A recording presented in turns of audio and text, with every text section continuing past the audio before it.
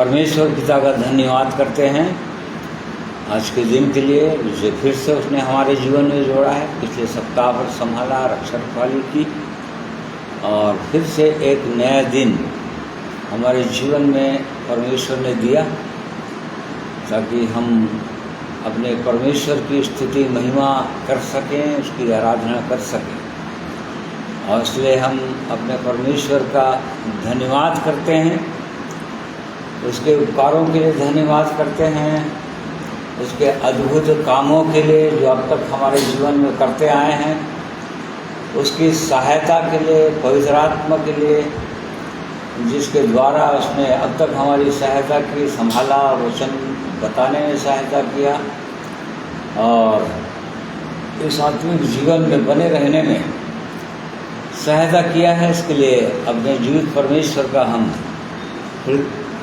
हृदय से धन्यवाद करते हैं और धन्यवाद करते हैं कि फिर से आज ये अवसर दिया कि उसके चरणों में आए और उसकी आवाज़ को सुने, उसकी इच्छा को जाने, अपने जीवनों को सौंपें, उसकी महिमा गीतों के द्वारा करें, वचन के द्वारा करें। और इसलिए फिर से अवसर मिला है, इसलिए इस अवसर के लिए धन्यवाद करते हैं। सारे परिस्थितियों के लिए धन्यवाद करते हैं। जो मीडिया जो हमारे साथ है, साधन जो है, ताकि परमेश्वर के वचन को हम बहुत दूर दूर तक फैला सकते हैं, इसके माध्यम से वचन को शेयर कर सकते हैं। ये सुविधा उपलब्ध है, इसके लिए भी धन्यवाद करते हैं। और इसलिए आइए परमेश्वर हमें से हर एक की सहायता करें। आज के दिन में जितने प्रिय भाई और बहन आप लोग जुड़ रहे हैं मेरे साथ ऑनलाइन, आप सबों का मैं धन्यवाद करता हूँ, सबों को जय मसीह कहता हूँ। आइए प्रार्थना करेंगे। अनुग्रहकारी, दयालु, प्रेमी, सर्वशक्तिमान परमेश्वर पिता, हम आपका धन्यवाद करते हैं क्योंकि स्तुति, महिमा, आदर, धन्यवाद के एकमात्र परमेश्वर आप हैं। और सारे उपकारों, भलाइयों के लिए धन्यवाद करते हैं। अब तक आपने हमें संभाला है प्रभु, सुरक्षित भला चंगा रखा है और एक नए दिन फिर से आपने हमारे जीवन में जोड़ा। आपकी दया अमर है, इसी कारण से प्रतिदिन को नए दिन के रूप में आज का दिन कहकर आप अपने लोगों को देते हैं। और इसलिए हम आज के दिन में आपके चरणों में आते हैं, आपकी महिमा करना चाहते हैं प्रभु, गीतों के द्वारा, वचनों के द्वारा, और सीखना चाहते हैं और उठना चाहते हैं आत्मिक जीवन में, और आपके समीप आना चाहते हैं। और इस आत्मिक जीवन में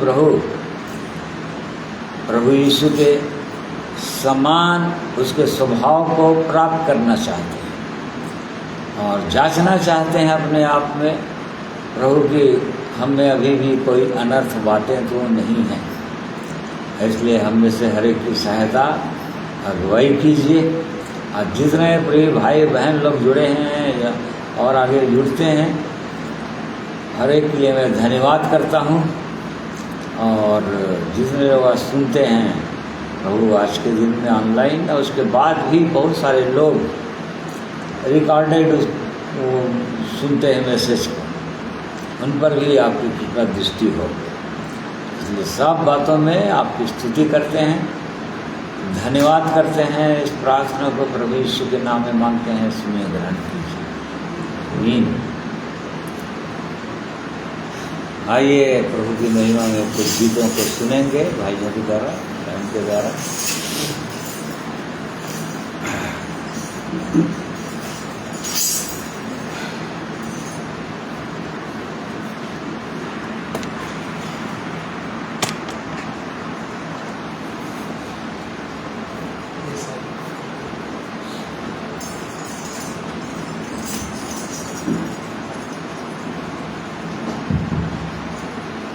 परमेश्वर पिता का धन्यवाद। आप सबों को प्रभु यीशु मसीह के नाम से जय मसीह की।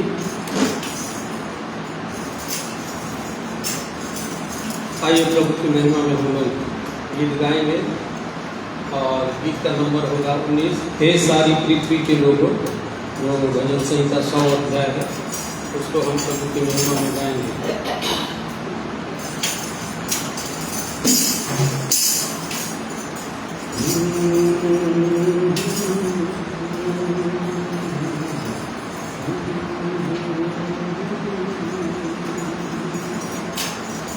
हे सारी पृथ्वी के लोगों,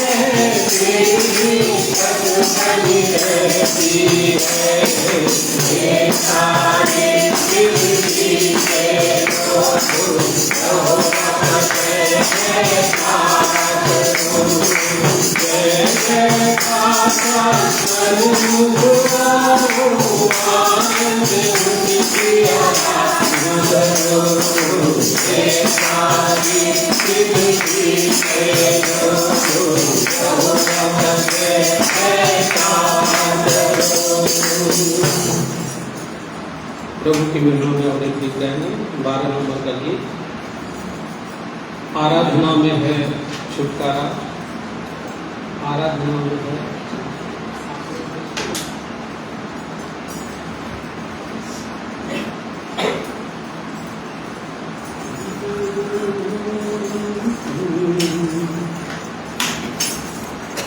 आराधना में है छुटकारा, आराधना में है चंगाई, आराधना में है छुटकारा, आराधना में है चंगाई। शरीर हमारे शांति आनंद देता है, ज्ञान से भी प्यारा प्रभु। शरीर हमारे शांति आनंद देता है, ज्ञान से भी प्यारा प्रभु। प्रार्थना करें, आराधना करें, वो अच्छा है कितना भला है। प्रार्थना करें, आराधना करें, वो अच्छा है कितना भला है।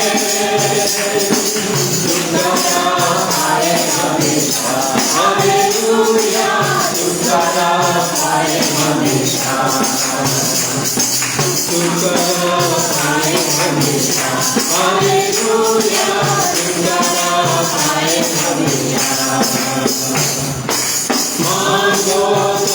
तुम्हें मिलेगा, ढूंढो तो तुम पाओगे, मांगो तो तुम्हें मिलेगा, ढूंढो तो तुम पाओगे, खटखटाओ खुलेगा, स्वर्ग की राहें पाओ उसके अधीन, खटखटाओ खुलेगा, स्वर्ग की राहें पाओ उसके अधीन। प्रार्थना करें, आराधना करें, वो अच्छा है कितना भला है, प्रार्थना करें, आराधना करें, वो अच्छा है कितना भला है, उसका पाए हमेशा, हालेलुया, उसका पाए हमेशा, उसका पाए हमेशा, हालेलुया, उसका पाए हमेशा। प्रार्थना करो निरंतर, प्रार्थना करो विश्वास से, प्रार्थना करो निरंतर, प्रार्थना करो विश्वास से, धनी की प्रार्थना, विश्वास की प्रार्थना होता है धनी की प्रार्थना, विश्वास की प्रार्थना होता है सारा बंधन। प्रार्थना करें, आराधना करें, वो अच्छा है कितना भला है, प्रार्थना करें, आराधना करें, वो अच्छा है कितना भला है, उसका पाए हमेशा, हालेलुया, उसका पाए हमेशा, उसका पाए हमेशा, हालेलुया, उसका पाए हमेशा।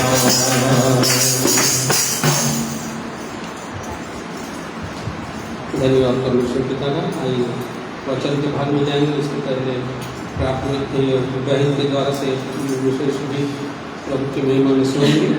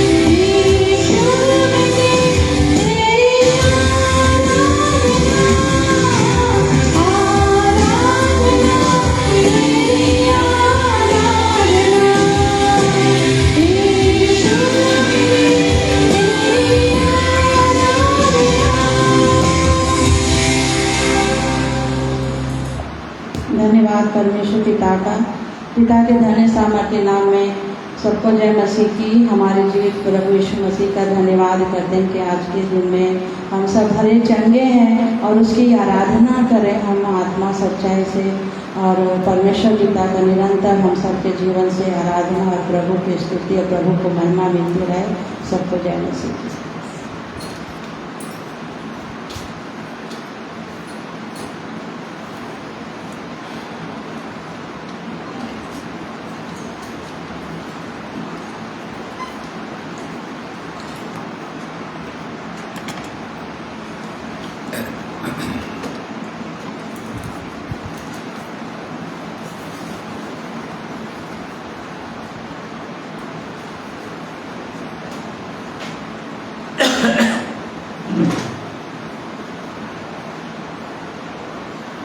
परमेश्वर पिता का धन्यवाद करते हैं सुंदर गीतों के लिए जो परमेश्वर अपने लोगों के द्वारा गाते हैं, गवाते हैं, ताकि उस जीवित परमेश्वर की महिमा हो और उसकी स्तुति और उसका नाम और ऊंचे पर उठाया जाए। ये जाना जाए कि वो परमेश्वर कितना महान परमेश्वर है, कैसे अद्भुत रीति से वो अपने लोगों की सहायता करता है, कैसे उन्हें सामर्थ्य देता है, कैसे उनको हियाव देता है। इन बातों को हम जानें और इसलिए ऐसे गीतों के लिए धन्यवाद करते हैं जिनके द्वारा हम और उत्साही होते हैं, आनंदित होते हैं। आइए आज के दिन में एक और गीत सुनेंगे जो दबोरा का गीत है। न्यायियों 5 अध्याय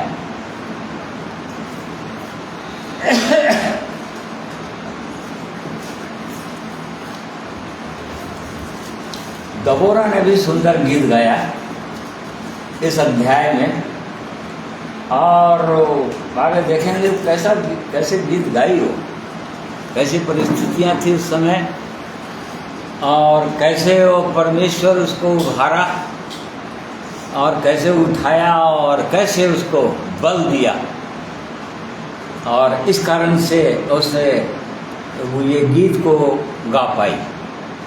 जहाँ पर लिखा है कि दबोरा का गीत, हेडिंग उसका 12वां पद। न्यायियों की पुस्तक उसका 5वां अध्याय उसका 12वां पद परमेश्वर के वचन में इस प्रकार है। जाग जाग हे दोबारा, जाग जाग गीत सुना, हे बाराक उठ, हे अबीनोअम के पुत्र, अपने बंदियों को बंधुआई में ले चल। हाँ, तो यहाँ पर परमेश्वर जो है ये दबोरा के द्वारा जगाना चाहता है और बहुतों को वर्तमान में जो दबोरा के समान उठ सकते हैं उनको आह्वान है। जाग जाग हे दबोरा, जाग जाग गीत सुना, हे बाराक उठ, हे अबीनोअम के पुत्र, अपने बंदियों को बंधुआई से ले चल। देखो जागना है यहाँ पर, और यहाँ पर लिखा है अपने बंदियों को बंधुआई में ले चल। मतलब उनके बंदी लोग, परमेश्वर के बंदी लोग बंधुआई में हैं बोल रहा है, कहीं न कहीं किसी न किसी के बंधन में है, सताव में है, निराशा की स्थिति है, भय की स्थिति है। ऐसे समय में जगाना चाह रहा है परमेश्वर, जिस प्रकार से उसने दबोरा का जो गाया, बिल्कुल वैसे ही दबोरा के समान और लोगों को भी जगाना चाहता है। तो फिर ये दबोरा कौन थे? ये स्त्री थी।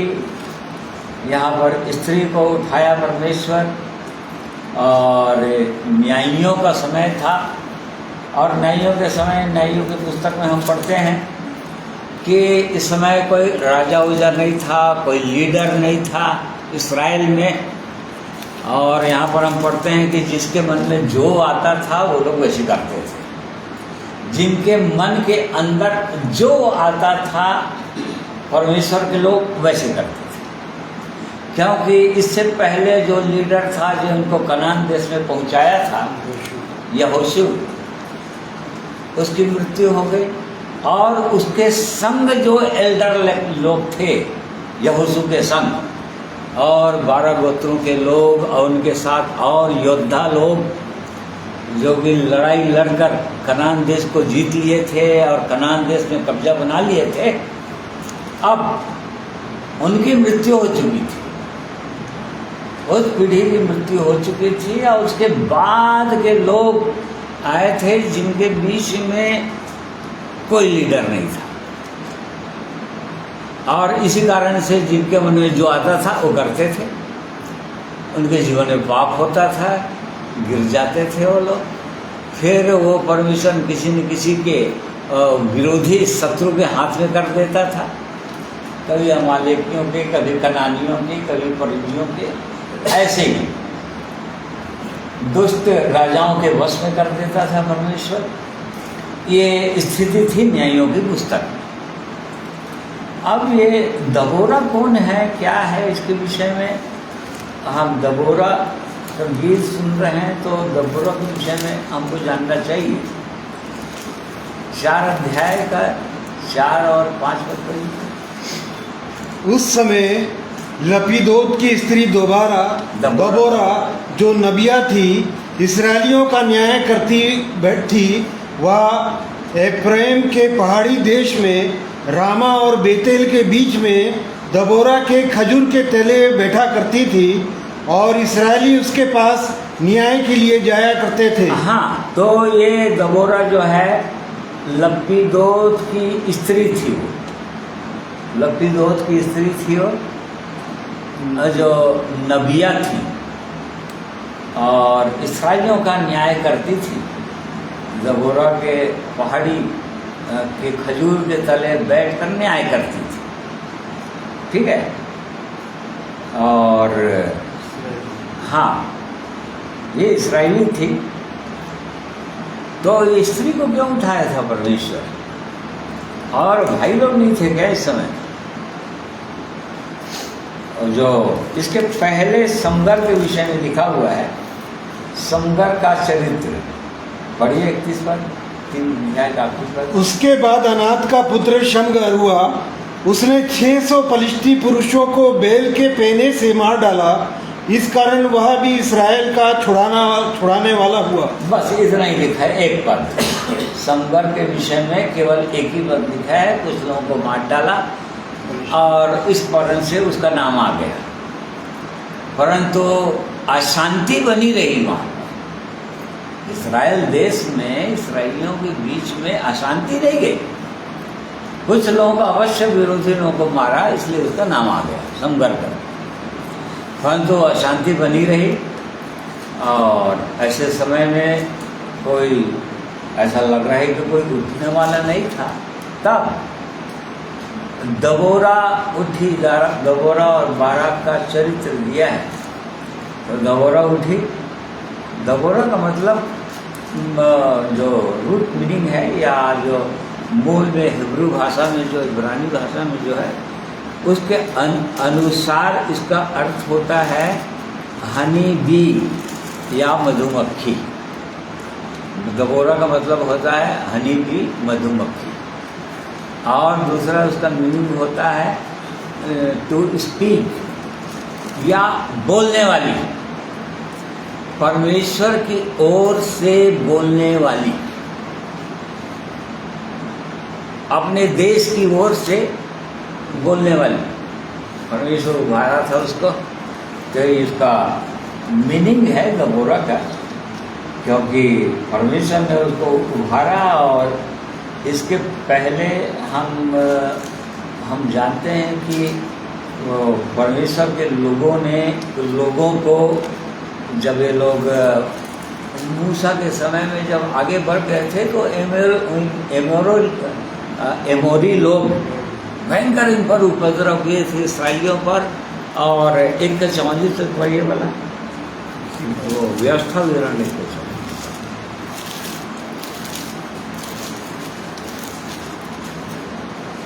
तब उस पहाड़ के निवासी एमोरियों ने तुम्हारा सामना करने को निकलकर मधुमक्खियों के समान तुम्हारा पीछा किया और सेईर देश के होर्मा तक तुम्हें मारते मारते चले आए। हाँ देखो, उस समय परमेश्वर के लोगों को एमोरी लोग मधुमक्खियों की तरह पीछा किए। तो मधुमक्खी जो है ऐसी जीव है वो कि यदि किसी को की बदला लेना है, यदि किसी को पलटा लेना है तो फिर छोड़ते नहीं हो लोग और मार के ही दम लेते हैं, उनको पीछा करते हैं लोग, मधुमक्खी लोग। तो बिल्कुल परमेश्वर के लोगों को एमोरी लोग, जो परमेश्वर के लोगों के शत्रु लोग थे, बिल्कुल वैसे मधुमक्खियों की तरह उनके पीछे पड़ गए थे और बहुत लोगों को, हजारों लोगों को मार डाले थे। तो ऐसे लोगों को मारने के लिए ये स्त्री को परमेश्वर ने खड़ा किया था, जो मधुमक्खी की तरह ही थी। ठीक है। अब ये भी बिल्कुल वैसी ही थी, समझ जाओ। इसके विरोध में उस समय जब परमेश्वर के लोगों को कनानी लोग सताने लग गए थे, कनानी लोग उस पर कब्जा करने के प्रयास कर रहे थे और इस्राएलियों को बिल्कुल प्राय वो वहाँ तक पहुँच गए थे और उनके सब सड़कों को सुनी करते थे, आगे हम लोग देखेंगे, और पूरा कब्जा सा कर दिए थे पूरी रीति से। ऐसे समय में इस स्त्री को परमेश्वर ने उठाया था ताकि परमेश्वर की सहायता से वो भी उनको मार डाले और उनको परास्त कर ले। ठीक है। याबीन जो कनानियों का राजा था, वो ऐसे लोगों को परास्त करना चाह रही थी और ऐसे समय में परमेश्वर ने उसको उठाया और उसको अद्भुत रीति से उठाया। तो दबोरा मिशन और दूसरी बात हम देखते हैं, उसका नाम के अर्थ के अनुसार से उसने किया, परमेश्वर की सहायता से उसने किया और वो अद्भुत काम किया। ये यहाँ पर लिखा हुआ है कि दबोरा क्या थी,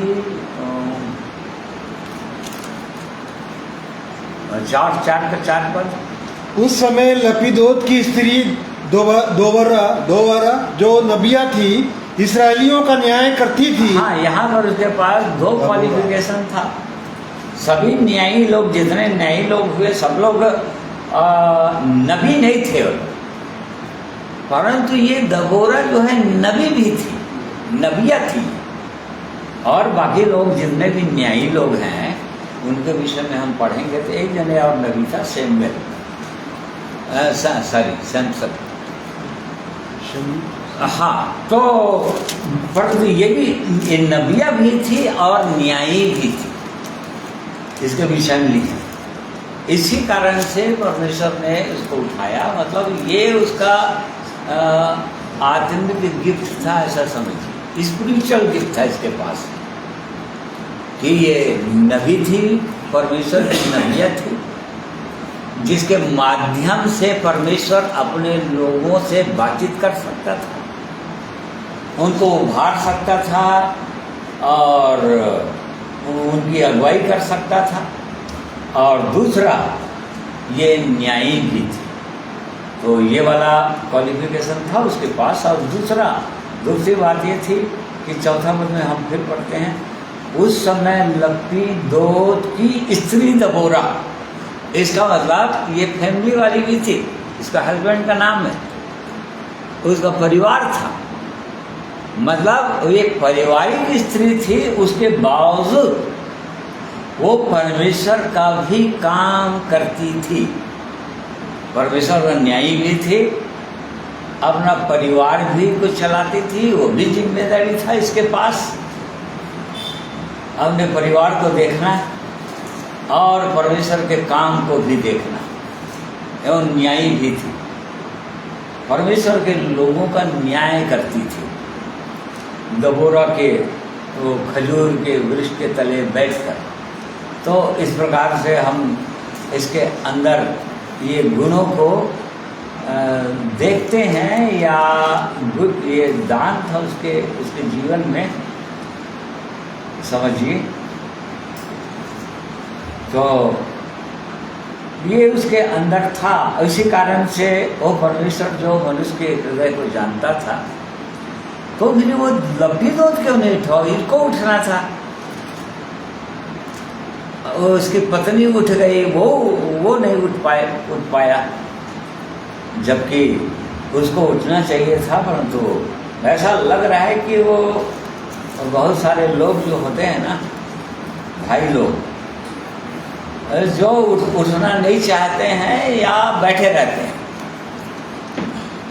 या उतना हिम्मत नहीं होता है, साहसी नहीं होते हैं, ये बिल्कुल इसी प्रकार से होगा उसका पति। और इसी कारण से उसकी पत्नी उठ गई और न्याय करने लगी। तो इस प्रकार से हम देख रहे हैं कि उसके पास ये सुंदर बोझ था, उसके अंदर बोझ था, और इसी कारण से ऐसी परिस्थितियों में उठी। 5 अध्याय उसका 6 वर्ष से पढ़ लेगा। अनाथ के पुत्र शमगर के दिनों में और याएल के दिनों में सड़कें सूनी पड़ी थी और बटोही पगडंडियों से चलते थे। जब तक मैं दोबारा ना उठी, जब तक मैं इस्राएल में माता होकर ना उठी, तब तक गांव सुने पड़े थे। नए नए देवता मानने गए। उस समय फाटकों में लड़ाई होती थी। क्या 40,000 इस्राएलियों में भी ढाल या बर्छी कहीं देखने में आती थी? मेरा मन इस्राएल के हाकिमों की ओर लगा है। हाँ बस। तो हाँ पढ़ लो। मेरा मन इस्राएल के हाकिमों की ओर लगा है, जो प्रजा के बीच में अपनी ही इच्छा से भर्ती हुए यहोवा को धन्य कहो। हाँ, तो यहाँ पर भी हम कुछ बातों को दबोरा के विषय में समझ सकते हैं। ये स्त्री कैसी थी, कैसे परमेश्वर की जन थी, और परमेश्वर ने इसको क्यों उठाया था। और यहाँ पर हम देख सकते हैं, जब ये न्याय करने लगी, जब जज के स्थान पर बैठी, न्यायी बनकर बैठी, ऐसे समय की जो स्थिति थी वहाँ पर इस्राएल देश में, वो बहुत बुरी दशा थी। जहाँ पर हम पढ़ रहे हैं, अनाथ के कुछ समगर के दिनों में, जैसा कि हमने देखा एक पद में कुछ लोगों को मार डाला, इस कारण से उसका नाम आ गया, बाकी कुछ किया नहीं। फिर आयल के दिनों में सड़कें सुनी पड़ी थी, बटोही पगडंडियों में चलते थे। इसका मतलब इस्राएल देश सुना ऐसा हो गया था, एकदम भय का, एक बहुत बड़ा भय का वातावरण आ गया था वहाँ पर इस्राएल देश के अंदर। कनानी लोग जो धावा बोल दिए थे, और उस समय फाटकों में लड़ाई होती थी। मतलब इस्राएली लोग फाटक तक आ गए थे इस्राएल के, और ऐसी दशा थी कि बहुतों को लोग मार रहे थे, और उसके कारण से खुद इस्राएलियों के अंदर भी वो दहशत की स्थिति हो गया था, उनके अंदर भ्रम आ गया था, वो लोग भी आपस में उलझ चुके थे। ऐसे समय में वो जज बनी, मतलब न्याय करने लगी, जबकि पूरा सुनसान दशा था, सड़कें सुनी पड़ी थी।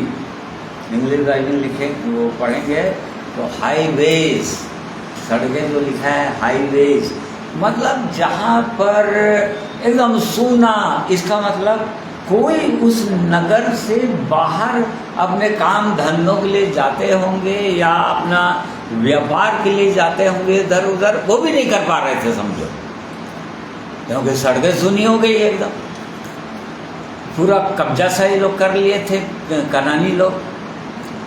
और तब फिर ऐसे समय में बड़ा भय का वातावरण हो गया था, डर समाया हुआ था। फिर गांव सुने पड़ गए थे, लिखा है, वहाँ के गांव अलग अलग बस्तियाँ इसराइल देश, वो भी सुने पड़ गए थे। सब अंदर घुस गए होंगे अपने अपने घरों में। बच्चे जो खेलते होंगे मैदान में, वो भी घर के अंदर। वातावरण एकदम विपरीत हो गया परमेश्वर के लोगों की। ऐसे दशा थी। फिर नए नए देवता माने गए। फिर इनके बीच में भयंकर रीति से गिरावट आने लग गया। मतलब पास्टिसी आ गया, या और किसी को भी देवता बना रहे हैं, किसी भी देवता किसी देवी, इनके पीछे भागे जा रहे हैं अब ये लोग। ऐसी दशा थी, क्योंकि कोई लीडर था नहीं इनके बीच में, कोई अगुवा था नहीं। और ऐसी दशा थी कि किसी को भी देवता, नए नए देवता माने गए। किसी भी जो कभी जानते भी नहीं थे, जिनका नाम भी नहीं सुना होगा। कनानी लोग डर के मारे उन्हीं के देवताओं को अपना भी देवता ये लोग बनाने लग गए होंगे। इसलिए लिखा है कि नए नए देवता माने गए। मतलब नए नए देवता की वे लोग अब उपासना करने लग गए थे, उनके पीछे चलने लग गए थे। ये दशा आ गया था उनके। और उस समय फाटकों में लड़ाई होती थी, फाटकों में लड़ाई होती थी। मतलब फाटकों में मतलब उनके इस्राएल देश के फाटक के अंदर वो लोग घुस गए थे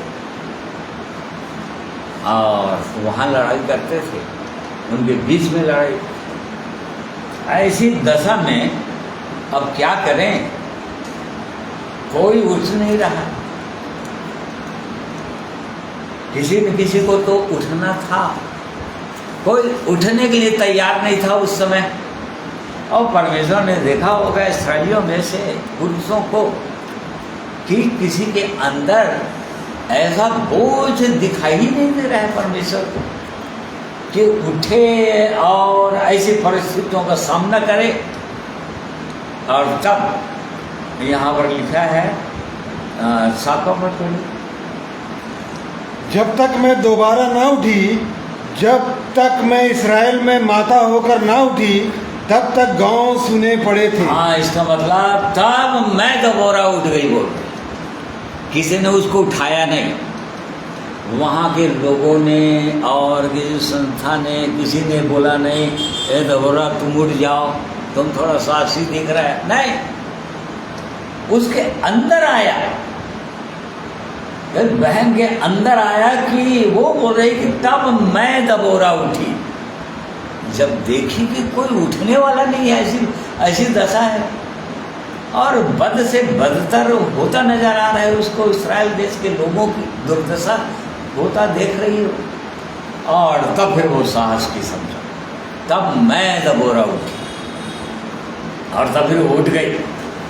मैं दबोरा उठ गई और जब तक मैं इस्राएल में माता होकर न उठी, मतलब इस्राएलियों के लिए माता बनकर उठ गई, मदर बनकर उठ गई, इस्राएलियों के माँ हूँ। अब मैं इनको देखती हूँ, कनानियों को। ऐसा वाली स्थिति आ गया था उसके लिए। ऐसे वाली दशा में वो उठ गई, या परमेश्वर ने उसको उठाया और उठ गई।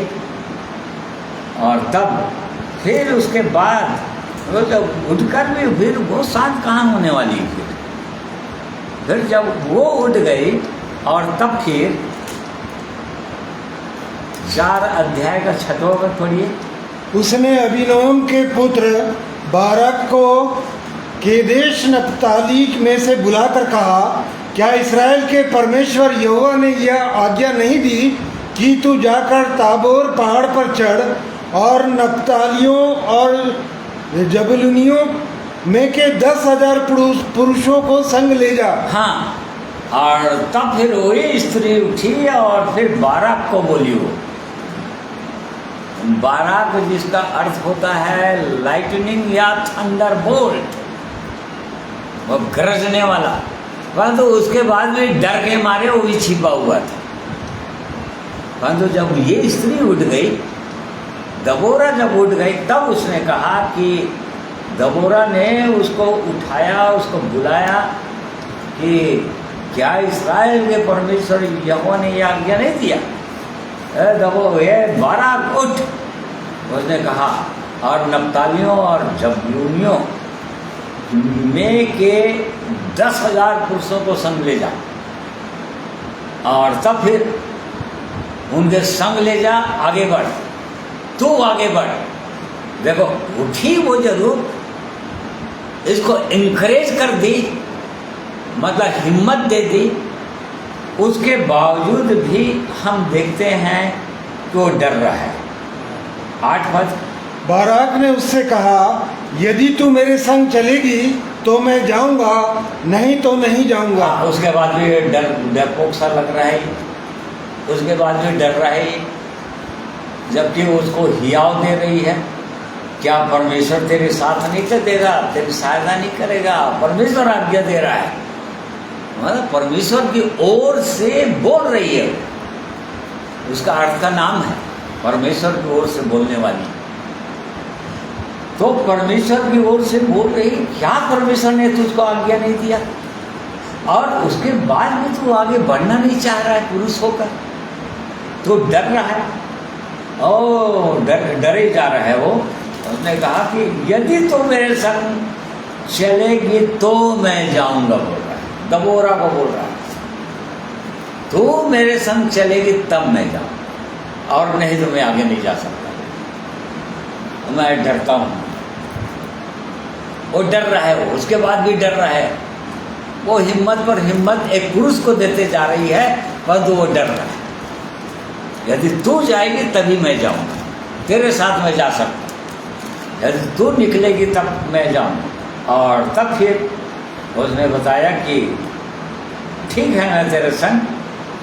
हाँ, पढ़िए। उसने कहा, निसंदेह मैं तेरे संग चलूंगी, तो भी इस यात्रा में तेरी कुछ बड़ाई ना होगी, क्योंकि यहोवा सीसरा को एक स्त्री के अधीन कर देगा।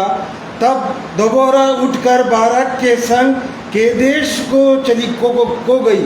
हाँ, तब बाराक ने जबूलून और नप्ताली के लोगों को केदेश में बुलवा लिया, और उसके पीछे 10,000 पुरुष चढ़ गए, और दबोरा उसके संग चढ़ गई। हाँ, तो यहाँ पर फिर वो ठीक है, मैं चलती हूँ, परंतु महिमा तेरी नहीं होगी। सीसरा को मारेगा तो, सीसरा जो कनानियों का राजा मारेगा, तू नहीं मार पाएगा, तेरा नाम होगा नहीं। यदि तेरे संग मैं गई तो महिमा या श्रेय तुझको नहीं मिलने वाला, एक स्त्री को मिलेगा श्रेय। तो भी चली हो, उसके साथ चली हो, गई।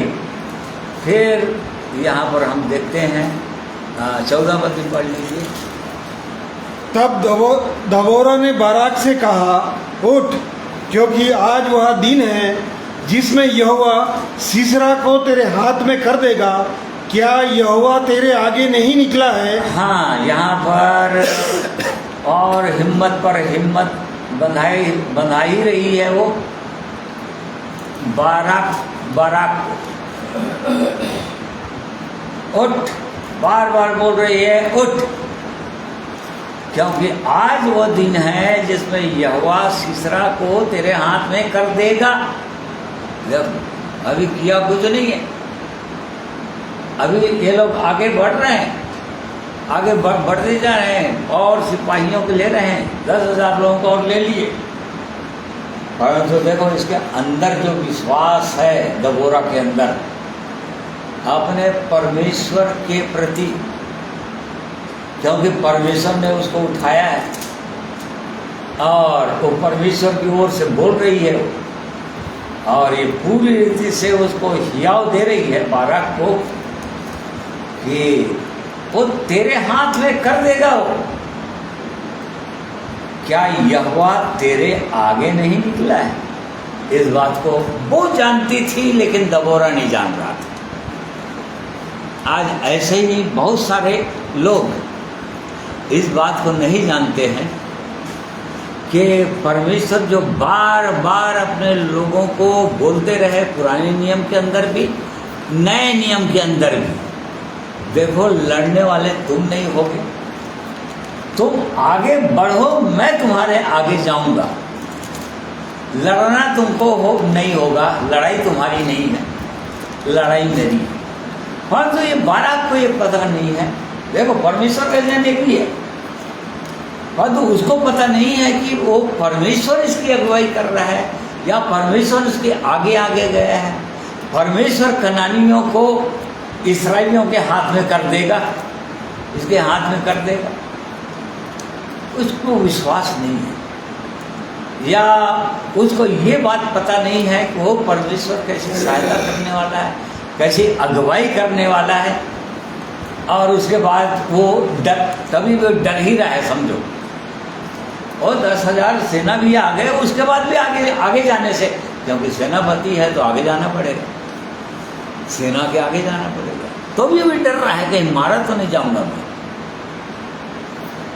डर ही रहा है। जबकि दबोरा उसको हिम्मत पर हिम्मत दे रही है। देखो वो परमेश्वर तुमसे आगे निकला है, वो तुमसे आगे गया है और से तुमको डरने की जरूरत नहीं है, और वो सीसरा को तुम्हारे हाथ में कर देगा।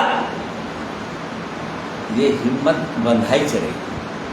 और तब फिर आगे हम देखते हैं कि आगे लोग बढ़े और फिर उनको जीत लिए। सीसरा वैसे स्त्री के हाथ में मारा गया वो, ठीक है, आयल के हाथ में हेबेर की स्त्री आयल के हाथ में मारा गया वो, और इस प्रकार से कनानियों का विजय हो गया। इस्राएलियों का कनानियों पर विजय हो गया।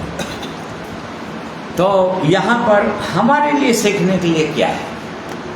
ये गीत है, इसीलिए गीत है, छुटकारे का गीत है कि किस प्रकार से परमेश्वर ने अपने लोगों को कनानियों से, जो इनके विरोधी थे, इनके शत्रु थे, इनको सता रहे थे, इनके देश को ऐसी दुर्दशा में ला चुके थे कि इनका जो भी मेन सड़कें जो थी वो सूना पड़ गया था, गांव सूना पड़ गया था, सन्नाटा सा छा गया था, सब घर के अंदर घुस गए थे डर के मारे। ऐसी दशा में एक स्त्री उठी, दबोरा नाम,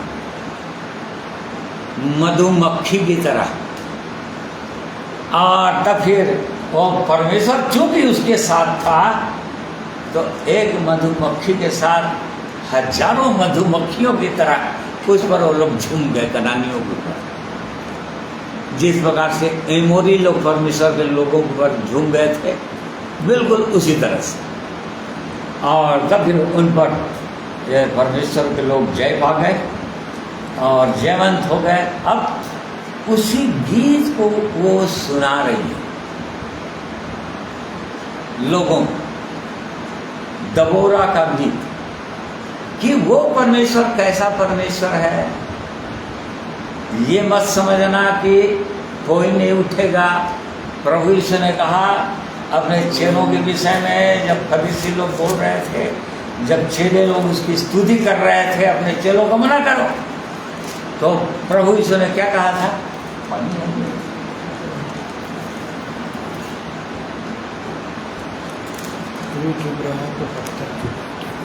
प्रभु यीशु ने कहा यदि ये चुप हो गए तो पत्थर चिल्ला उठेंगे। हाँ पढ़िए।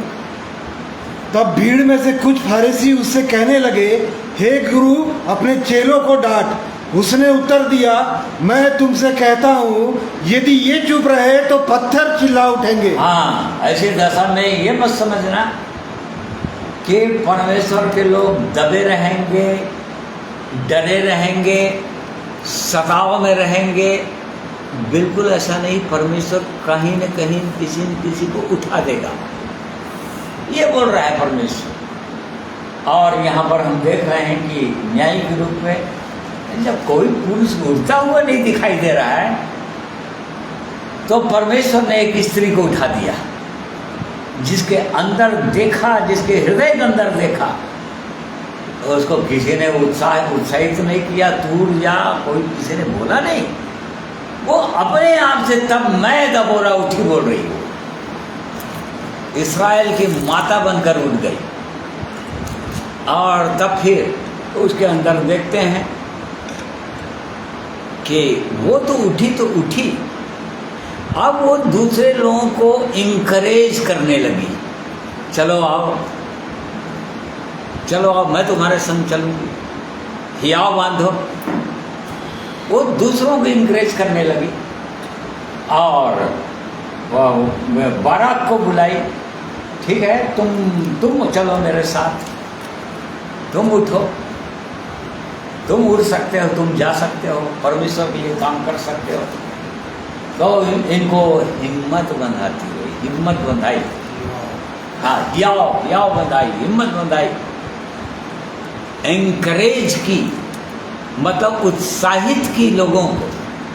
ये वाला काम करती थी वो, एक तो ये वाला काम की, और दूसरा उनके बीच में जो भी समस्याएं थी इस्राएलियों के बीच में, अपने लोगों के बीच में, ठीक है नहीं, उनका भी न्याय करती थी, या जो भी उनकी समस्याएं थी आपस में जो समस्याएं रही होंगी उनकी, ठीक है, उसको भी ठीक करती रही। इस प्रकार से वो काम कर रही थी, परमेश्वर के जन के रूप में काम कर रही थी। तो आज के समय में भी ऐसे ही लोगों को उठने की आवश्यकता है।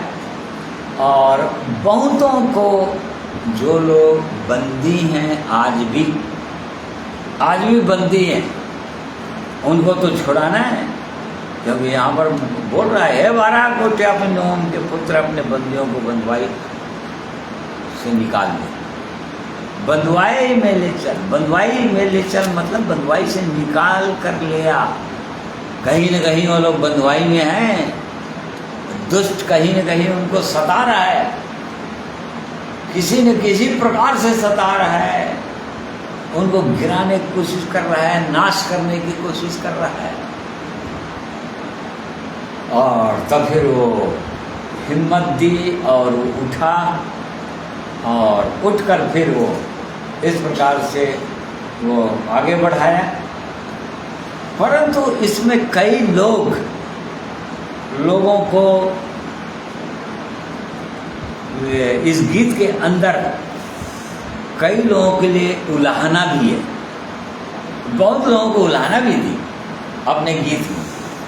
जैसे कि रूबेन के विषय में पढ़िए 14 पद, रूबेन की नदियों में, हाँ अब पढ़ लो 15 पद से 6 अध्याय, वहाँ सारी 5 अध्याय। एप्रेम में से वे आए जिसकी जड़ अमालेक में है, हे बिन्यामीन तेरे पीछे तेरे दलों में, माकीर में से हाकिम और जबलून में से सेनापति को दंड लिए हुए उतरे, और इसाकार के हाकिम दाबोरा के संग हुए। जैसे इसाकार वैसा ही बाराक भी था, उसके पीछे लगे हुए वे तराई में झपट कर गए। रूबेन की नदियों के पास बड़े बड़े काम मन में ठाने गए। तू चरवाहों का सीटी बजाना सुनने को भेड़शालों के बीच क्यों बैठा रहा? रूबेन की नदियों के पास बड़े बड़े काम सोचे गए।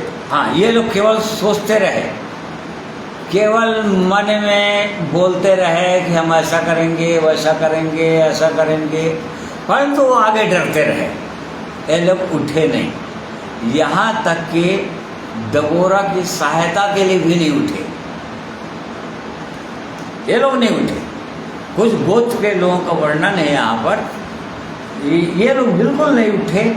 और 17 पद, गिलाद यर्दन पार रह गया और दान क्यों जहाजों में रह गया। आशेर समुद्र के तीर पर बैठा रहा और उसकी खाड़ियों के पास रह गया। हाँ, ये लोग रह गए, ये दान के लोग, गिलाद के लोग, आशेर के लोग, ये लोग केवल सोचते रह गए और घर में घुस के रहे, जहाज़ों में बैठे रहे। परंतु जो इस्राएल देश की स्थिति थी, जहाज़ों में बैठे रहे, मतलब समुद्र में जाकर अपने जहाज़ों में बैठे हुए, तो देश में क्या हो रहा है इनको कोई मतलब नहीं। परमेश्वर के लोगों को सताए जा रहे हैं, इनको कोई मतलब नहीं, दुर्दशा में पड़े हुए हैं, इनको साथ नहीं देना है। तो ऐसे बहुत सारे लोग परमेश्वर के लोग होते हैं जो साथ नहीं देते, परंतु परमेश्वर अद्भुत रीति से उनको जिता दिया कुछ ही लोगों के साथ। जबकि सीसरा के पास लिखा है, लोग दूसरों में पढ़ेंगे तो कितना रथ, तब इस्राएलियों ने यहोवा की दुहाई दी, क्योंकि सीसरा के पास लोहे के 900 रथ थे और वह इस्राएलियों पर 20 वर्ष तक बड़ा अंधेर करता रहा। देख लो, इनके पास 900 रथ, इनके पास कुछ नहीं, इस्राएलियों के पास कुछ नहीं। ऐसी दशा में जब इनके पास कुछ नहीं है, परंतु जब इनके पास कुछ नहीं है तो क्या हुआ, इनके पास तो स्वर्ग और पृथ्वी का स्वामी परमेश्वर है, और उस परमेश्वर के नाम से यदि निकल गए कोई, तो परमेश्वर अद्भुत रीति से इनकी सहायता करता है। जैसे कि 20 पद, आकाश की ओर से भी लड़ाई हुई, वरन तारों ने अपने अपने मंडल से सीसरा से लड़ाई की, कीशोन नदी ने उनको बहा दिया, अर्थात वही प्राचीन नदी जो कीशोन नदी है। हे मन, हियाव बांधे आगे बढ़। हाँ, मतलब वो परमेश्वर अद्भुत रीति से काम करने लग जाता है, उनको बहा दे, नदी ने बहा दिया, उनकी सेना के बहाव सारे लोगों को वो परमेश्वर ने बहा दिया। तो ऐसा ऐसा आश्चर्य काम किया, आकाश से ऊपर से परमेश्वर ने काम किया, इधर नीचे से परमेश्वर के लोग आगे बढ़ते रहे। काम परमेश्वर करेगा, अद्भुत काम वो परमेश्वर करता है। जैसा कि हम यहाँ पर देख रहे हैं कि ओ परमेश्वर जो है उनको बहा दिया और नदी में डूब के मर गए। इसलिए वो बोल रहा है कि हे मन, हियाव बांधे आगे बढ़। काम तुझको करना नहीं, डरना तुझको नहीं, क्योंकि काम परमेश्वर करेगा, और इसलिए डरने की कोई ज़रूरत नहीं है।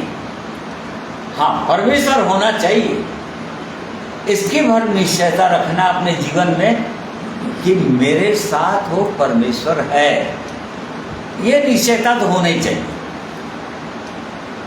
और तब फिर आगे बढ़ जा। यहाँ पर हमारे मन को, खुद के मन को हमको हियाव देना है। यहाँ पर परमेश्वर का जन यहाँ पर हियाव दे रहा है, मेरे मन हियाव बांधे आगे बढ़, हियाव बांध कर आगे बढ़।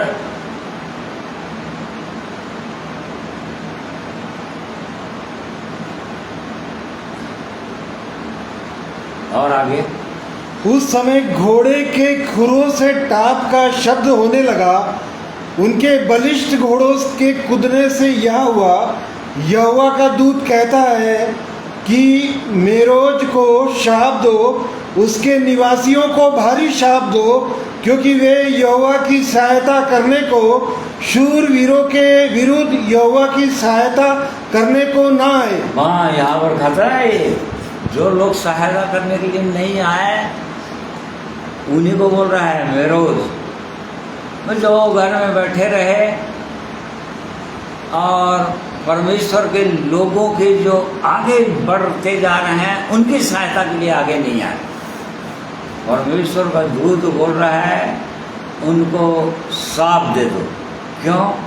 क्योंकि वो यहोवा की सहायता करने को शूरवीरों के विरुद्ध, अर्थात कनानियों के विरुद्ध यहोवा की सहायता करने को ना आए।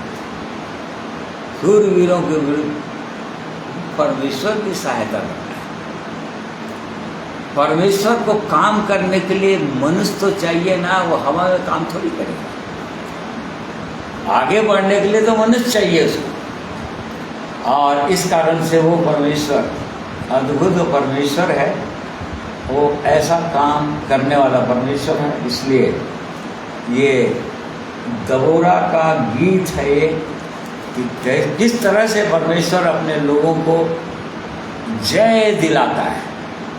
31 पद पढ़िए। हे यहोवा, तेरे सब शत्रु ऐसे ही नष्ट हो जाए, परंतु उसके प्रेमी लोग प्रताप के साथ उदय होते हुए सूर्य के समान तेजोमय हो, फिर देश में 40 वर्ष तक शांति रही। हाँ, देखो दबोरा उठने के बाद और शत्रु लोगों को परास्त कर दिए, और उसके बाद 40 साल तक एकदम शांति बनी रही। सड़कें एकदम आबाद हो गई। उनका व्यापार जिनने जो भी करते थे, उनके गांव जो सूना पड़ गया था, अब बाल बच्चे सब खेलने लग गए। पूरा आनंद का माहौल बन गया वहाँ पर। देखो, एक स्त्री के उठने के कारण, दबोरा के उठने के कारण, उसके हियाव बांधने के कारण परमेश्वर ने ऐसा अद्भुत काम किया, और यही उसकी गीत है। अब वो चाहता है परमेश्वर ऐसे ही परमेश्वर के लोग उठें। उसकी इच्छा है कि परमेश्वर के लोग उठें और काम करें। जैसे कि इफिसी 5 अध्याय उसका 14 पद पढ़े।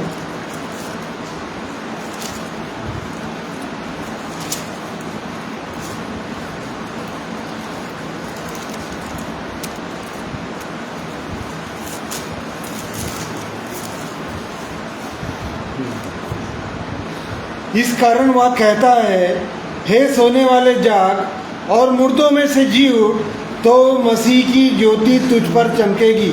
हाँ, इसलिए वो कहता है, हे सोने वालों जागो। दबोरा के समान जितने लोग हैं, जिनके अंदर परमेश्वर के लिए जलन हो, परमेश्वर के लिए जलन हो, परमेश्वर के कामों के लिए जलन हो, परमेश्वर का काम होना ही चाहिए, और आगे बड़े हिम्मत के साथ ये जानते हुए कि पूरा विश्वास के साथ कि वो परमेश्वर जो बोल रहा है उनके संग है, उनके आगे आगे वही चलेगा। ऐसा जो बोझ रखते हों, जो दबोरा की आत्मा के लोग हों, चाहे स्त्री हो चाहे पुरुष, परंतु जो दबोरा के समान जो स्पिरिट रखते हों, जो बोझ रखते हों, उनको बोल रहा है, हे सोने वालों जागो। यहाँ पर कुछ लोग सोए हुए थे, दान के लोग, गिलाद के लोग, आशेर के लोग, रूबेन के लोग, ये गोत्र लोग बस मन में बड़ी बड़ी बातें जरूर कर रहे थे, परंतु आगे नहीं आ रहे थे, फ्रंट में नहीं आ रहे थे, परमेश्वर के कामों में आगे नहीं आ रहे थे। और इस कारण से परमेश्वर के दूत ने कहा कि इनको श्राप दे दो। ये भी समस्या है आत्मिक जीवन में। आत्मिक जीवन में ही बहुत बड़ा समस्या है। मतलब जो काम हमको करना है, करने के लिए बोलता है, उसको तो हमको करना ही है, और यदि नहीं किए तो समझ जाओ वो पाप ठहरता है। जो आदेश दिया उसको तो करना है, और यदि नहीं किए तो पाप ठहरेगा। और जिस काम को हम कर सकते हैं और उसको हमने नहीं किया, वो भी पाप ठहरेगा। दोनों पाप ठहरते हैं। सिंस ऑफ कमीशन बोलते हैं, सिंस ऑफ कमीशन। मतलब जो परमेश्वर आदेश दिया है उसको तो खैर करना ही है, परंतु यदि नहीं किए तो आज्ञा उल्लंघन, आज्ञा उल्लंघन का पाप हो गया। और जो एक विश्वासी को जो करना है, उसकी जो जिम्मेदारी है परमेश्वर के जन होने के नाते, उद्धार पाने के नाते, उसके बाद में यदि नहीं कर रहा है तो ये भी पाप की ही श्रेणी में आता है परमेश्वर की दृष्टि में। है लिखा है, हाँ पढ़िए। इसलिए जो कोई भलाई करना जानता है और नहीं करता, उनके लिए यह पाप है। हाँ देखो, याकूब 4:17 में लिखा हुआ है, जो भलाई करना जानता है, हाँ नहीं जानता होता तो बात अलग है, परंतु जो भलाई करना जानता है और नहीं करता, उसके लिए ये पाप है परमेश्वर की दृष्टि में। और सबसे भलाई का काम ये है कि परमेश्वर प्रभु यीशु जो काम करता रहा वो भला करता रहा, और जितने लोग शैतान के सताए हुए थे उनको अच्छा करता था, क्योंकि परमेश्वर उसके साथ था, पवित्र आत्मा का अभिषेक था उसके जीवन में, और इस कारण से वो स्वयं प्रभु यीशु इस काम को कर पाते थे। तो इस प्रकार से परमेश्वर हमारी भी सहायता करना चाह रहे हैं और अपने लोगों को उठाना चाह रहे हैं। ऐसे ही समय में जबकि वातावरण बिल्कुल विपरीत है परमेश्वर के लोगों की, ये अंतिम समय है, हम देख रहे हैं चारों ओर कि परमेश्वर के लोग कि डराया जा रहा है, धमकाया जा रहा है और डर का माहौल बना दिया गया है। डरना नहीं चाहिए, परमेश्वर के लोगों ने डरना चाहिए चल में। ये क्यों ऐसा माहौल बनाया गया मालूम है? क्योंकि डर वो लोग रहे हैं, डर वो लोग रहे हैं कि कहीं सबके सब प्रभु यीशु के पीछे आ गए तब क्या होगा हमारा। और इसी कारण से परमेश्वर के लोगों को डराने की कोशिश किया जा रहा है ताकि परमेश्वर का काम रुक जाए, और परमेश्वर के काम आज तक कभी रुका नहीं है और नहीं कोई रोक सकता, ना तो रुका है और ना रोक सकता है कोई। इस बात को हम देखते हैं न्यायियों के पुस्तक में कुछ लोगों ने रोकना चाहा, वो नहम्याह कुछ लोगों ने रोकना चाहा, तो बिया और कौन कौन लोग संबलात और वैसे लोग रोकना चाहे परमेश्वर के काम को। वो बड़ा हियाव बांध कर कुछ लोगों को साथ लेकर नहम्याह चल रहा था, फाटक जले हुए थे यरूशलेम के, शहरपनाह टूटा हुआ था, और कुछ लोग उस काम को रोकना चाहे परंतु रोक नहीं पाए। तो परमेश्वर के काम को कोई रोक सकता नहीं है, परंतु चूंकि डर शैतान रहा है, क्योंकि उसको पता है कि उसको बहुत जल्दी आग में जाना है, उसको पता है। प्रकाशित वक्त 12 हम पढ़ते हैं कि उसका बिल्कुल थोड़ा ही समय और बचा हुआ है और उसके अंदर डर समाया हुआ है, इसलिए जितने लोगों को अपनी ओर कर लूँ, अपने संग ले जाऊँ आग में, जितना संभव हो कोशिश कर रहा है। यहाँ तक कि परमेश्वर के लोगों को भी परमेश्वर ने कहा ना, बहुत सारे चुने हुए लोगों को भी वो भरमा देगा, ठंडा कर देगा, उनका प्रेम एकदम ठंडा हो जाएगा, भ्रम में डाल देगा, उनका विश्वास जाता रहेगा। ये वाला काम भी बहुत जोरों से कर रहा है शैतान को। तो इसलिए डरना हमको नहीं है, डरना उनको है, और डर वही लोग रहे, डर परमेश्वर लोग नहीं है, डर उन्हीं को समाया हुआ है। और इसलिए परमेश्वर का हम धन्यवाद करते हैं इन वचनों के लिए। परमेश्वर हमारी सहायता करें कि हम भी नए नए गीत गा सकें। तो नया गीत कौन गाएगा? जिनके पास कोई ऐसी परिस्थितियां आ जाए और परमेश्वर उन पर जय दिला दे या छुटकारा दिला दे, वही लोग तो गाएंगे। घर में बैठे बैठे नया गीत नहीं गा सकते, और जाना पड़ेगा। और तब फिर नए नए गीत, तो कैसे परमेश्वर हमारी सहायता किया, कैसे अद्भुत से उसने काम किया, कैसे छुटकारा मिला। जितनी विपत्तियां आएंगी, समझो यदि 10 विपत्तियां आई या 5 विपत्तियां आए, तो आप 5 छुटकारे के गीत गा सकोगे। यदि 10 विपत्तियां आई और परमेश्वर ने सहायता की, छुटकारा दिए, तो 10 गीत गा सकोगे। सोच। तो ऐसे गीतों को गाना है हमको। और परमेश्वर इसमें हम सबों की सहायता अगुवाई करेगा। आइए प्रभु की महिमा में और एक गीत सुनेंगे।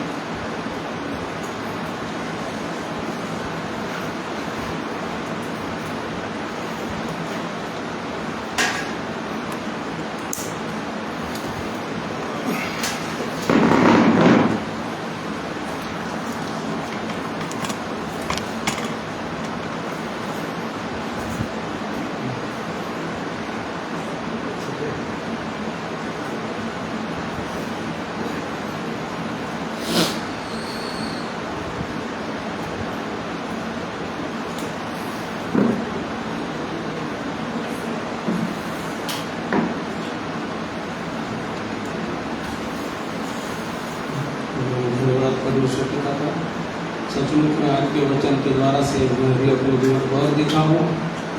कई बार भय का जो एक वातावरण अपने जीवन में मैं महसूस किया, उसके लिए आज बहुत सुंदर आह्वान परमेश्वर के वचन से मिला। जबकि इन वचनों को बहुत सारे बातों को हम लोग जानते सुनते हैं, परंतु सचमुच में कई बार मन कच्चा हो जाता है। परंतु प्रभु का धन्यवाद है कि इसके द्वारा से मुझे आज एक बार फिर से खड़ा किया है और मन में एक उत्साह को भरा है। दबोरा का गीत, वैसे ही परमेश्वर के दास भक्तों का भी गीत जो हम सुनते आए हैं, उन्हीं में से एक गीत को प्रभु की महिमा में मैं गाऊंगा।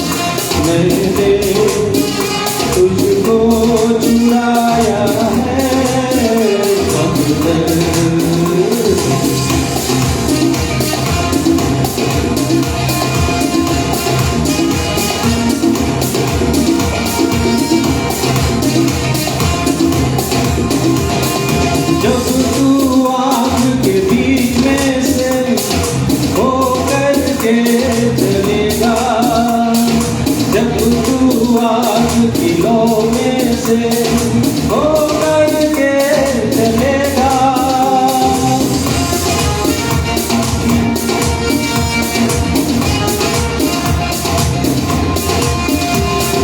जब तू आग के बीच में से होकर के चलेगा, जब तू आग की लौ में से होकर के चलेगा, न जला सकेगी ये तुझे तेरा यहोवा कहता है, न जला सकेगी ये तुझे तेरा यहोवा कहता है।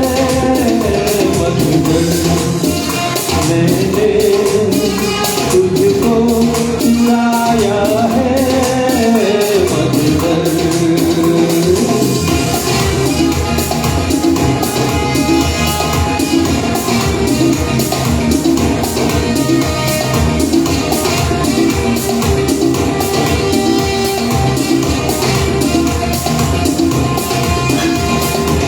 तुझसे पहले कोई न हुआ न बाद में कोई होगा, तेरे हाथ से कोई तुझे कभी भी छुड़ा न सकेगा।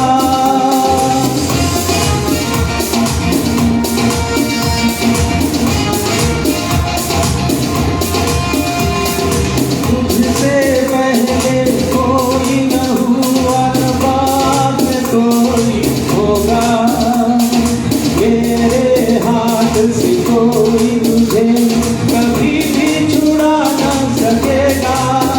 तेरा रचने वाला सृजनहार यहोवा कहता है, तेरा रचनेहार सृजनहार यहोवा कहता है।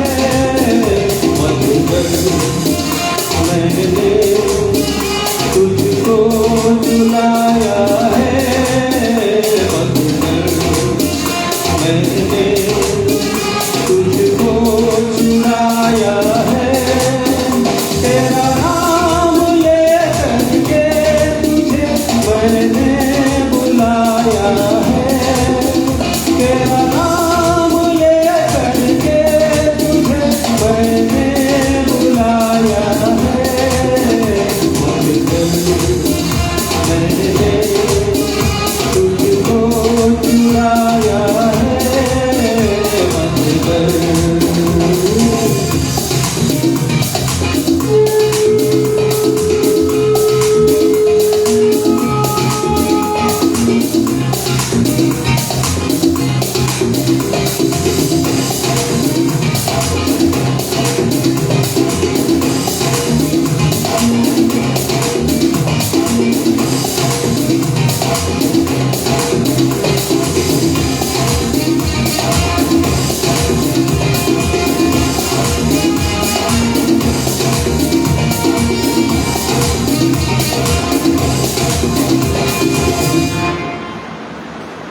परमेश्वर की स्तुति हो, महिमा धन्यवाद करते हैं।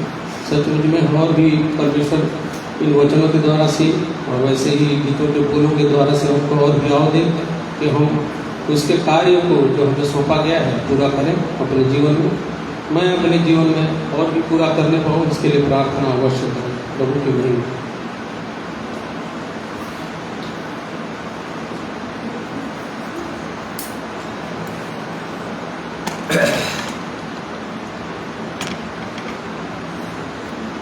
परमेश्वर का हम धन्यवाद करते हैं, जो हमारा परमेश्वर जो सर्वशक्तिमान परमेश्वर है, वो बार बार अपने लोगों को हियाव देता है, बार बार अपने वचन में बोलता है अपने लोगों को कि मत डर मत डर। उसकी प्रतिज्ञा है, साथ में प्रतिज्ञा देता है कि तू क्यों डरता है, मैं तो तेरे संग हूँ, मैं तो तेरी सहायता करूँगा, मैं तो तेरे आगे आगे चलाऊँ। और इसलिए परमेश्वर के लोगों को डरने की ज़रूरत नहीं है। शैतान चाहता है कि उसके लोग डरे रहें, जबकि वो डर हो रहा है, और इसी कारण से वो चाहता है कि उसके लोग डर जाएं, परमेश्वर के लोग डरे रहें तो उसका काम आसान हो। यदि परमेश्वर के लोग डरना छोड़ दें तो फिर शैतान को तो एकदम ही भागना पड़ेगा। और इसलिए परमेश्वर का हम धन्यवाद करते हैं, वो अपने वचनों के द्वारा अपने लोगों को हियाव देते हैं, निर्भय करते हैं, पवित्र आत्मा देते हैं जो सामर्थ्य की आत्मा है, सामर्थ्य की आत्मा देते हैं, भय की आत्मा नहीं देते, निर्भय कर देते हैं। और इसलिए इस जीवन में आगे हमको बढ़ना ही है, प्रभु की ओर देखते हुए, क्रूस की ओर देखते हुए, इसमें हम में से और भी हर एक को परमेश्वर सहायता करे, हमारी अगुवाई करे। और इसलिए आइए प्रार्थना करेंगे। अनुग्रहकारी दयालु प्रेमी परमेश्वर पिता, हम आपका धन्यवाद करते हैं। आप हमारे जीवित परमेश्वर हैं। आपने हमें भी अपनी सेना में सम्मिलित किया, भर्ती किया है, और आप हमारे कमांडर हैं, आप हमारे अगुवे हैं। आगे आगे तो आप जा रहे हैं, और इसलिए आप अपने लोगों को बोलते हैं कि मेरे पीछे चलो, मैं तुम्हारे आगे आगे हूँ। और इसलिए सामना करना होगा तो मैं करूँगा, तुमको करने की ज़रूरत है। और इसलिए प्यारे परमेश्वर, आज के वचनों के द्वारा आपने एक बार हमें फिर से उठाया है, फिर से हिम्मत दिया है। और भी प्रभु, आपका काम जो करना है हमको सबको, जो भी काम करना है प्रभु, जो काम करने के लिए आपने दिया है हर एक को, अपनी अपनी जिम्मेदारियों को पूरा करने में, अपने अपने कामों को पूरा करने में हम में से हर एक विश्वासी भाइयों और बहनों की सहायता अगुवाई कीजिए। आपके पवित्र वचन के लिए धन्यवाद करते हैं, पवित्र आत्मा के लिए धन्यवाद करते हैं, जो हमारा सहायक है, हमारा शिक्षक है, जो हमारा अगुवा है, हमारा लीडर है, वो हमारी अगुवाई करने के लिए तैयार है। और इसलिए प्रभु, हम अपने आप को, जीवनों को अपने हाथों में सौंप देते हैं। आज के दिन में जितने प्रिय लोग आपके वचन को सुने, हर एक की सहायता कीजिए प्रभु, हर एक के अंदर एक सामर्थ्य आ जाए, बल आ जाए, हियाव आ जाए आगे बढ़ने के लिए। किसी प्रकार से जो लोग निराशा की दशा में हैं, या कई प्रकार की चिंताएं जिनको सता रही हों, या भय की स्थिति हो, प्यारे परमेश्वर उनको ढांढस दे दीजिए, उनको उठाइए और हिम्मत के साथ वो लोग आगे बढ़ने पाएँ, ऐसी सहायता अगुवाई कीजिए। इसलिए धन्यवाद करते हैं, आपने हमारी प्रार्थना को सुना है और विनती को प्रभु यीशु मसीह के नाम में मांगते हैं, सुनिए, ग्रहण कीजिए, आमीन। प्रिय भाइयों बहनों, आप सबों का मैं धन्यवाद करता हूँ। आपने परमेश्वर के वचन को ऑनलाइन मेरे साथ सुने हैं, और भी मनन कीजिए इस वचन को और जांचिए अपने जीवन को कि परमेश्वर की इच्छा के अनुसार आगे बढ़ते जा रहे हैं कि नहीं। आगे बढ़ना ही है, क्योंकि प्रभु आगे बढ़ने के लिए बुलाया है हमको, आगे जाना है, वहाँ तक जाना है, परमेश्वर तक पहुँचना है हमको। और इसलिए परमेश्वर हम में से हर एक की सहायता अगुवाई करेगा। मैं आप लोगों का धन्यवाद करता हूँ जो बड़े धीरज के साथ आप परमेश्वर के वचन को सुने हैं। परमेश्वर आप सबों को और साहस दे और उत्साही करे, ताकि प्रभु के काम में और आगे बढ़कर काम करें। इसलिए परमेश्वर की आशीष हर एक के जीवन में होने